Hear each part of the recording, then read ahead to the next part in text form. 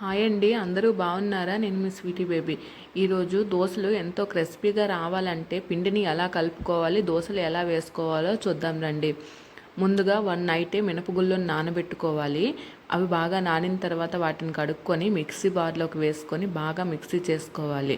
ఆ మిక్సీ చేసుకున్న బ్యాటర్ని ఒక బౌల్లో వేసుకొని అందులో టేస్ట్కి తగ్గట్టుగా ఉప్పు వేసుకోవాలి. ఉప్పు వేసుకొని దాన్ని బాగా కలిపి పక్కన పెట్టుకొని స్టవ్ వెలిగించి పెనం పెట్టి పెనం బాగా వేడైన తర్వాత దాని మీద ఒక్కొక్క గంటిగా పిండిని వేసుకొని గరిటెతో తిప్పుకోవాలి. మనం ఎంత బాగా తిప్పుకుంటే క్రిస్పీ దోశ అనేది అంత బాగుంటుంది.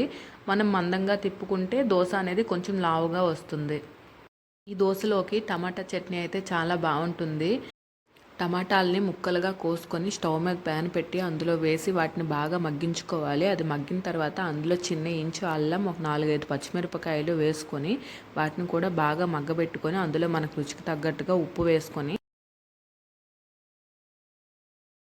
మిక్సీ పట్టుకున్న తర్వాత ఆ చట్నీని పోపు వేసుకోవాలి. పోపు వేసుకున్న తర్వాత మనకి dosa with tomato chutney ready అయిపోయినట్లే.